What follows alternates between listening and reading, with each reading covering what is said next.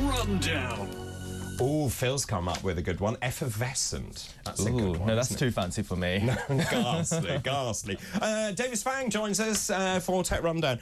Lots of stories here. Now, this is about social media. We've been talking a great deal, haven't we, about young people and the impact of social media. You have an update on all of this. Yes, so last time we talked about this, there was going to be a ban on social media for people under the age of 16 in Australia. Now, a few developments have happened since then. It seems like it very much is going ahead. They are going to ban social media for younger people. And the question back then was, how will this be enforced? Because obviously it is rather difficult. And the current direction they seem to be going in is that you'll need to have biometric authentication every time you use social media. So even like for older people like you and I, every time we want to open... sweet of you to put me in the same league as you. Every time you want to open Facebook or Instagram, you have to use your Face ID like you would with a banking app. I think that this might face a little bit of opposition. But the reason why we're talking about this today is because this ban might also come to the UK. So the UK Technology Secretary, Peter Kyle, was asked about whether or not he would follow in Australia's step in regards to a social media ban for younger people, and he said that everything was on the table. However, when later questioned, he said that it's not on the cards at the moment, as he wants to see what happens in Australia first. And I think that this is finally a Labour minister who kind of makes a little bit of sense, because he wants to make sure that the technology is in place to see if it's actually an effective way to improve younger people's mental health before actually implementing such a drastic thing. I think that's something that Australia could very much definitely do. I mean, it's interesting here because Peter Kyle met with loads of teenagers and he talked to them about what their experiences were. They talked about problems with addictiveness, the difficulties of getting help when their accounts were hacked and so on. None of them wanted a ban, which I think is interesting. And they said if you ban it, we will actually reduce our social connections. Yeah, I think they also referenced sort of vapes in this particular context, because they tried to ban vapes. So obviously, being teenagers, you find a way around it in 5 minutes. So there's no real point in an actual ban, I'd say. No, I would agree. Right, let's talk about Jaguar. We spoke about this in the week. So Jaguar has had a rebrand, a relaunch, a new logo. It's got people with coloured hair and funny dresses. Yes. They didn't once show a car. Yeah, this story actually is quite close to home because I own a Jaguar. I've had 2 Jaguars. Close friends of mine back in Australia also have Jaguars. So it's very much a brand that resonates within a certain subsect of like younger people, even all the way in Australia. And I'm afraid that this recent woke rebrand isn't really alone. It's a bit of a disaster, but it's a sign of larger problems in the company. So just for context, Jaguar did have steady growth in 2010s. In 2017, they had their best ever sales. They sold 179,000 cars in 2017, which is still, you know, nowhere near that of its main competitors, Mercedes, BMW, but it is down to 64,000 last year. And then next year, they're going to sell 0 cars because they're actually taking a break, which is sort of unheard of in the car industry. And why are they doing this? Well, it's really because of someone called Thierry Bolloré, who came from Renault. He was their CEO in 2020. And basically, he introduced something called the Reimagine program, where Jaguar is going to discontinue all of their cars, including upcoming cars that they spent £500 million on, to effectively replace them with higher in line EV cars, so a £130,000 so basically EV. to go entirely to EVs, to electric vehicles. And to sort of not launch a new car in 8 years, which is absolutely ridiculous. So like no new cars for 8 years is an absolute disaster for the brand, and I just don't think that it's a direction that any Jaguar enthusiast is particularly enthralled about. Well, the managing director, this is the latest news, the managing director of Jaguar has hit out on what he called vile hatred and intolerance after the car company released their new advert, which had no car in it. Obviously, we've seen a huge backlash. Now, Jaguar will also say, well, it's because we're not selling cars anymore. We're selling a lifestyle. We're selling a brand. You can have a Jaguar handbag, for example. Actually, I am wearing a Jaguar cologne this morning. So there you are, then. If you want to know what I smell of Jaguar Classic. Oh, that's very nice. OK, well, right, an old cat. So basically, yeah, they do sell a lot of lifestyle products, but you do need the core product, which is the car. But maybe they've got this right. Maybe we're all talking about it. They're not selling any cars. They will then unveil, I think they're going to unveil the new brand of the car soon. December the 2nd in Miami. There you go. And then we're going to have a brand new electric car. Everyone will get very excited and go and buy it. Yeah, hopefully. And the thing is, like, no one's been talking about Jaguar to this much extent in, I'd say, probably 60 years since the E-Type came But, I mean, it's interesting, isn't it? Because Jaguar made by Jaguar Land Rover, which is owned by Tata, an Indian company, but it is still an iconic British brand. It very much is an iconic English brand, and hopefully it'll be here to stay, but unfortunately I don't think that might happen. I still love this, where Tesla founder Elon Musk actually said, do you sell cars? At the end of that advert. I mean, and there's been so much backlash to this. Imagine being this out of touch with what your brand is, and you decide something like this tragic piece of marketing will land well. And I do wonder whether some of these brands bring in, you know, all these young people who go, oh, this is our creative vision. And I've been in those companies, and they don't really understand that their core audience.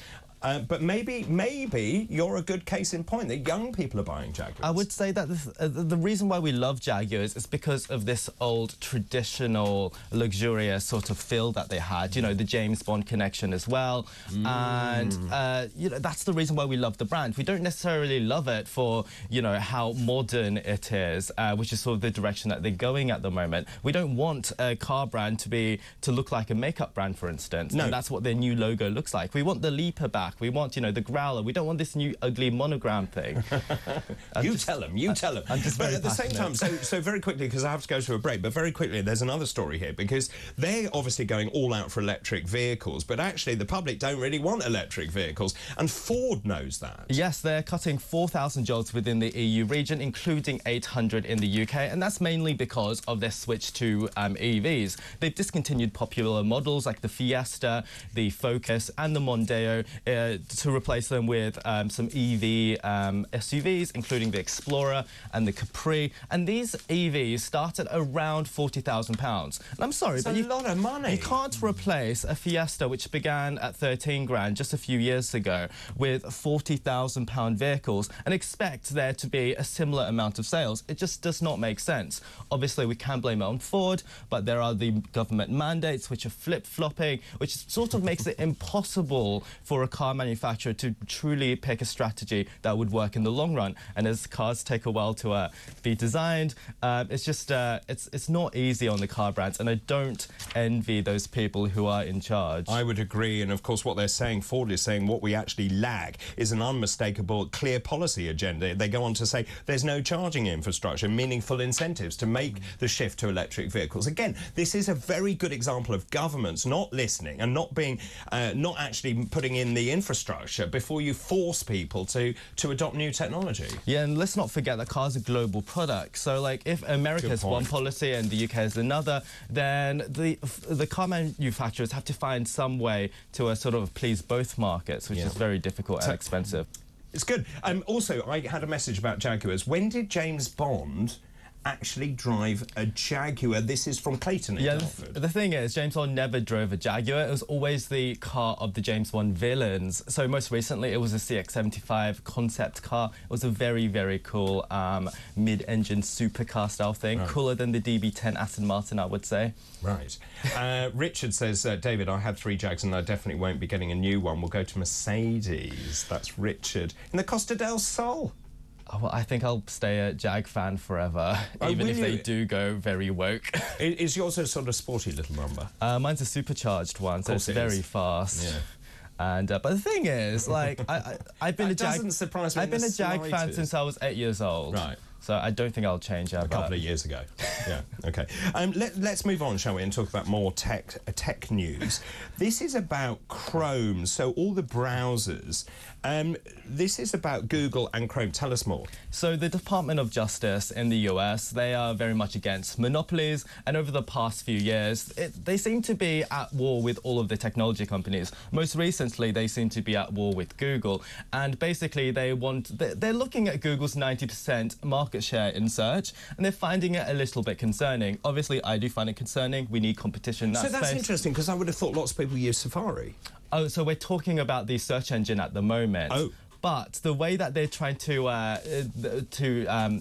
sort of reduce that market share is through separating the Chrome browser, which is a little bit of an odd solution. So not only are they demanding that Google sell the Chrome browser, rather they also want Google to share the search data and the results with competitors. They want to cease Google paying competitors, companies like Apple and Samsung, to make Google the default search engine. They also want Google to avoid re-entering the browser market in 5 years. And also, if this all potentially fails, they even want Google to sell Android. So this is definitely quite drastic. And I think that these demands are rather unrealistic, and they just don't understand the way that technology companies like Google work, which is, to be fair, not a real surprise. Like Google's ecosystem is all interconnected. Their ad business was worth $175 million last quarter, and that made up 77% of the entire revenue. And it's through these the ads and the search that allows the Chrome browser and also the Android operating system to exist. Without ads and search, Chrome, the browser, which also other browsers are reliant on, it uses the Chromium engine, and the operating system, they don't make enough money without sort of the ad results. So, but they're obviously going to fight it. Yes, they very much are going to fight it. And I think that although Google currently has 90% of market share, we do have competitors like ChatGPT's search engine. We've got TikTok, which is becoming more and more popular. Richard loves ChatGPT. I do, I love it. I love it as well. We've got TikTok becoming more of a search engine as well. So I don't think that Google might stay dominant forever. OK, right, now Google, let's move on and talk about the Pixel Tablet 2. Yes, so Google has sort of been flip-flopping on tablets for many years now. So I'm just looking around the room right now. You've got an iPad. I do. I've got an iPad. You've got an iPhone. Which tablet do you use? I don't have a tablet. Shock horror. OK, so we can say in this room, awful. 100% of tablet owners have an iPad, and that's no real surprise. What's that? So 100% of tablet users in this room have an yes. iPad, and that's very much the market at the moment. And that's basically because Google is constantly deciding to make a tablet, and then they decide not to make a tablet, and they've discontinued the Pixel Tablet 2 and 3 because of poor sales of their existing Pixel tablet, which we've talked about. It's a little bit like a iPad that fits onto a speaker dock.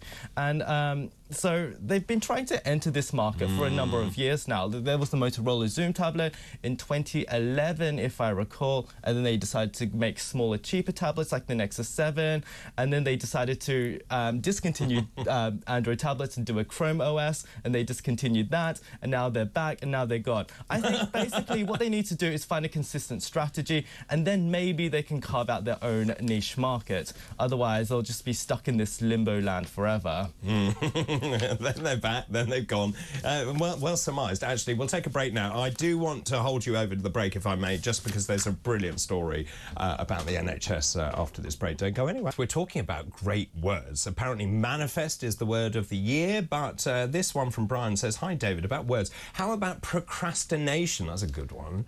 As in, procrastination is the thief of time.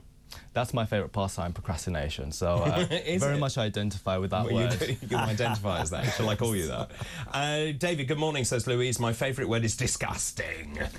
That's another good one, isn't it? Well, it's a bit kind of onomatopoeic, isn't it? Well, it's a bit guttural. Yes, yeah, it's a bit guttural. Let's move on. And the reason I wanted to keep you over the break is I think this is really interesting. This is about something, technology in the NHS. Yeah, so Guises and St Thomas NHS Foundation Trust has begun, wait for it, a 6-month trial using autonomous drones to transport blood samples between its 2 major hospitals, Guy's Hospital and St Thomas's Hospital in London. Now, this sounds very, very exciting. It marks a significant milestone as it's the first drone-powered medical delivery service in the entire world. Is that right? So we've seen like a lot of drones like delivering parcels, especially in America, but this is the first time where actual medical supplies are being delivered, and the efficiency gains are quite dramatic because currently it can take up to 30 minutes by road to transport blood samples, whereas if we use drones it could be as little as 2 minutes. So this is for, so in those 2 centres, essentially, if you've got a patient who's going into surgery, you want to take blood and cross-match them or make sure you have various results. So they're going in the drone to the lab, which is in the other hospital, and that's taking, as you say, just a few minutes. And then you get the results quickly, and that means that the patient is on the table faster. Yes, and this is all completely automated. However, I do see a few problems. Go on. We do have a lot of bird attacks of drones. So if you can imagine a bird attacking one of these drones, we might see literal blood falling out from the sky. No, you won't. You won't. Surely it's all packed up. Raining Probably. I think that could be quite funny. However, they are getting regulatory approval by the Civil Aviation Authority at the moment to make sure that the drones do meet safety and operational standards. And if it proves successful, this could be expanded not only across the UK but also across the world. I was just thinking about prescription delivery to people in remote areas. That might be very exciting. Yes, I think we do have to probably work on the range of drones, as currently they're not terrific. I think about 10 years ago we had a drone sail across the English Channel, and that was considered a bit of a record, but I'm sure that could be worked on. Now, I mentioned this story earlier, but tell us more about this, because we were talking about ChatGPT and AI, and I was saying the problem with it is it doesn't have any morality. Yes, that is true. And OpenAI, who makes ChatGPT, they've launched a grant program to explore processes for introducing a sense of morality to artificial intelligence, to sort of align AI with societal values. But as we can imagine, there are a few problems that we might face. For example, how do we determine ethical guidelines for AI? Which sort of morality do we go with? Do we go with utilitarianism, where where we focus on actions that maximize overall happiness or well-being? Or do we go more with the Kantism point of view, where we emphasize duty and adherence to moral laws? And I think we can apply this sort of to the famous train problem. And for example, if you've got a speeding train going down, and it's going to hit 5 people, but you've got the choice for it to divert and just hit 1 person instead, do we switch tracks? If we go with the utilitarianism point of view, we switch tracks and just hit the 1 person. If we go with Kantism, it makes no moral sense to perform the action to make the switch, so you kill the 5 people. And how do we focus the AI? Like, which morality do we go with? This is especially important with self-driving cars, and it's all something that ChatGPT wants to explore. Wow, that's really very deep as well, isn't it? Just in terms of, as you say, the moral dilemma. So I was reading that the AI tools were looking at bots, and the bots knew that cheating in an exam was wrong. And it goes on to say that if you actually rephrase and rewords, essentially you could then trick the AI into doing things that would be unethical. So that's fascinating. This is the beginning of semblant thinking, isn't it? It sort of is. Like, in the past, we have tried to look at, to create a moral AI, but as you say, AI doesn't really, it doesn't make decisions like that. It just scans a database of, of information, and then just goes off what's the most commonly, perceived action, and that's why it's so easy to deceive artificial intelligence as of yet. So this will hopefully find a way to make AI more moral as such. What do you think? Well, I had a crush on a physiotherapist, actually, and I asked ChatGPT whether it was okay for me to kind of ask the physiotherapist out, and it told me that it wasn't because of ethical boundaries. So, I think ChatGPT is already there, isn't it, on some levels? Well, you could have tricked ChatGPT to say otherwise, so I think the decision lies on you. Well, this is a whole new dating show that I think we've uncovered here. Dave, it's really good to see you. Thanks very much. David Fang there with today's Tech Rundown. Tech Rundown. Amazing.